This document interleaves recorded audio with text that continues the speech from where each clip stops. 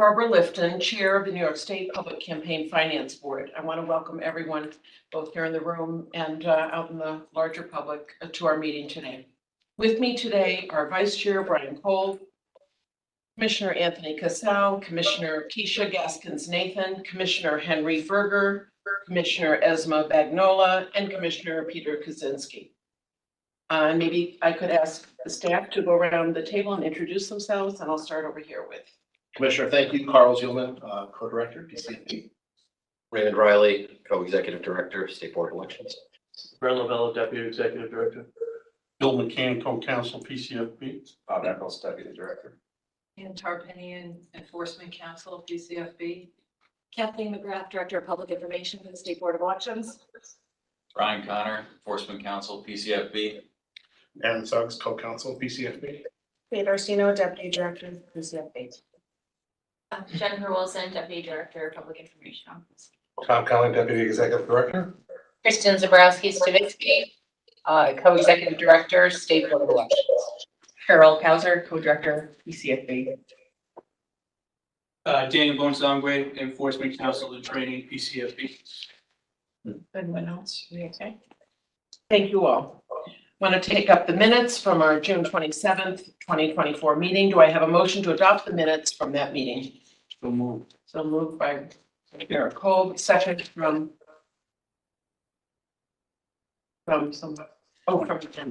Commissioner Casal. Thank you. All in favor of passing these minutes? Adopting the minutes? Aye. Any in opposition? Great. Motion passes unanimously, 7-0. I now want to ask our co-directors to provide the board with their unit reports, starting with co-director Zielman. Thank you, Commissioner. Appreciate it. Good afternoon, Commissioners. Welcome to the October 16th Public Campaign Finance Board meeting. It's hard to believe that we're just 20 days from Election Day. Cheryl and myself will take this opportunity to provide you with an update on PCFB. Since our last meeting, PCFB has completed payments to our primary participants and has dispersed payments to those in the general election. To date, registered in the PCFB are 103 committees in the Senate, 225 committees in the State Assembly, from the State Assembly, and we have 2 statewide candidates currently registered for the 2026 cycle. For the primary, the PCFB paid out to 71 committees, 57 in the Assembly, 14 in the Senate. Our total primary payout was $9.3 million. The breakdown is as follows. For the Assembly, PCFB paid out $6.8 million. For the Senate, PCFB paid out $2.4 million. The month of October is one of the busiest months for our staff at PCFB. We have 3 public fund issuance dates. I'd like to provide you with some information pertaining to our most recent payments to committees. 106 committees received the payment on October 8th. The total amount issued on October 8th was $4.4 million. Our next scheduled payment is scheduled for October 22nd. We have one additional payment that is scheduled for the month of October, and that is October 30th. I'll get into the general election. For the general, we have paid out to date 129 committees, 77 in the Assembly and 52 in the Senate, with a total payout of $18.9 million. This does not include our next payment of October 22nd. The breakdown is as such. For the Assembly and the general, PCFB has paid out $7.5 million, where the Senate we've paid out $11.4 million. We'd like to give you some background on our current outreach efforts in PCFB.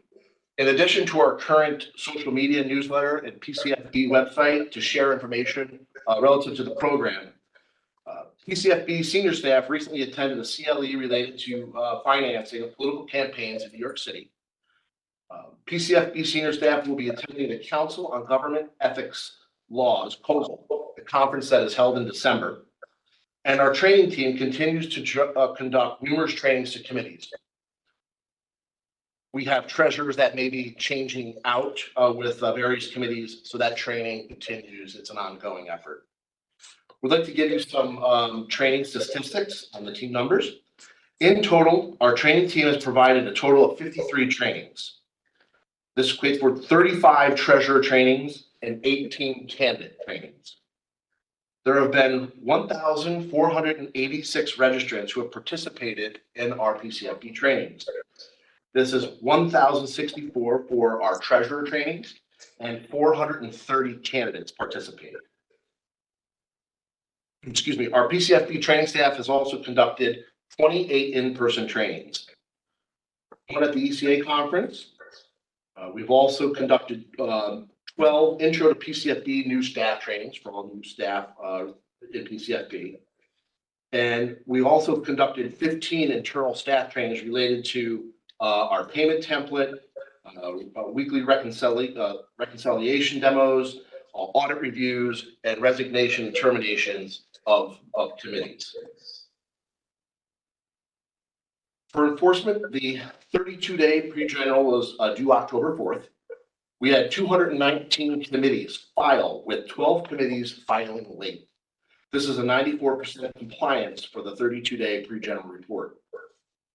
Commissioners, you'll see a resolution on the agenda today to review the issue of notices of enforcement against 4 committees that failed to file the July periodic.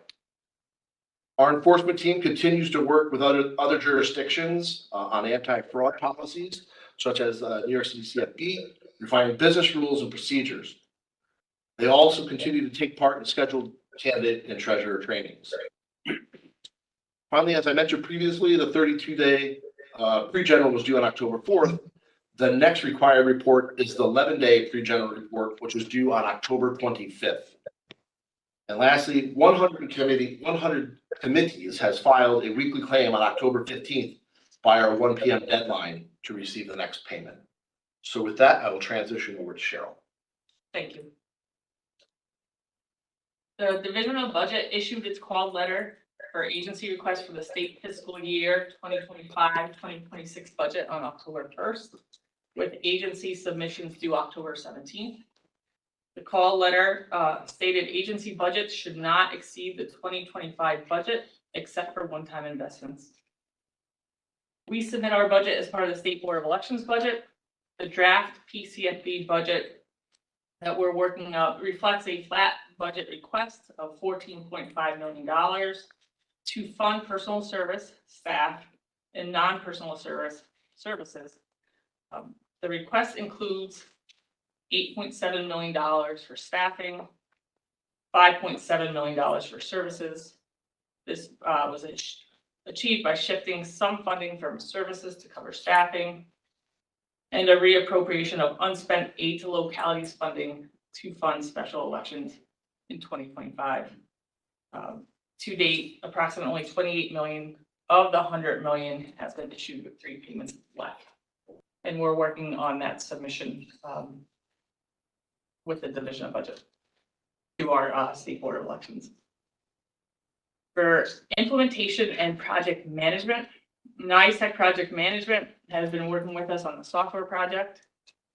For the software program management, we have been working daily with the State Board, all the different units, and MTX on user stories. We received 5 software demonstrations, and this week we have paired MTX business analysts and developers with our business analysts to observe the audit, verification, and payment processes. We are examining shifting a project schedule to create and deploy the internal auditing functionality ahead of software that would replace existing systems. This software deployment would be needed by 2025 to be tested and used for 2026 payments. We will know more in the next week after the sessions with MTX occur if the shift is achievable. External working groups, we continue to work with external stakeholders to obtain their perspective. In early September, the Public Information Office led a session to ask our external working group to provide their feedback on what they would like to see in the software's public reporting. To date, we received 5 sets of comments from the Brennan Center, New York City Campaign Finance Board, Citizens Action, Reinvent Albany, and Aristotle. There will be future sessions with this group. For space planning, we hope that space planning will drop off the co-director report in the future. We're operating out of the 7th floor of 40 North Pearl Street, where there's 106 spaces.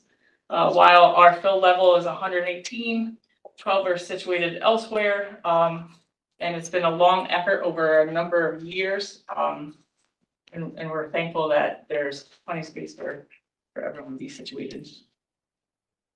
In terms of staffing, the Civil Service Commission approved the remaining positions, affording the PCFB 118 full-time equivalents. This staffing will further develop our executive, administrative, ITU, audit, training, and enforcement units. We are creating a special auditing unit to conduct complex audits of financial information supporting both the audit and enforcement units. And many of the positions created have been posted on the New York State Jobs website. For end of year reporting, by January 1st, 2025, we are required to issue a report to the legislature detailing a list of participating candidates and non-participating candidates in covered elections and the votes received, the amount of contributions, loans, and expenditures received, the amount of public funds each participating candidate received, spent, and repaid, and an analysis of the effect of the program on campaigns, including on sources of private funding, level expenditures, voter participation, ability to campaign effectively, and diversity of candidates running for office, and recommendations for legislative and regulatory enactments. We are actively working on this report. Council's office is taking the lead on reviewing regulatory and potential legislative recommendations.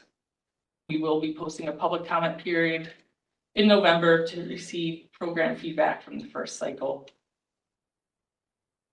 In terms of recognition, just wanted to highlight a couple of things. First of all, happy birthday to Carl today. Yeah, in a period of 5 weeks, we have had 3 filings, 2 optional weekly claims filed, and 3 payment dates. All PCFB staff has done a tremendous job auditing, verifying, and issuing payments during this time. We also appreciate the support provided by the State Board, ITU, PIO, and administrative units. ITU and the PCB had expanded hours on the call center on filing deadline dates.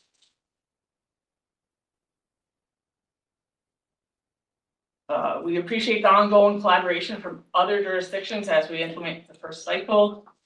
We have had many working sessions with the New York City Campaign Finance Board to discuss audit and enforcement structures. We appreciate their availability and guidance and look forward to meeting to talk with them at the FOBO conference. And then in August, we had our 2-year accessibility review of the PCFB website. And the ITS digital team again awarded us with an Accessibility Achievement Award. Kudos to our PIO and training team on helping us achieve this award. Thank you.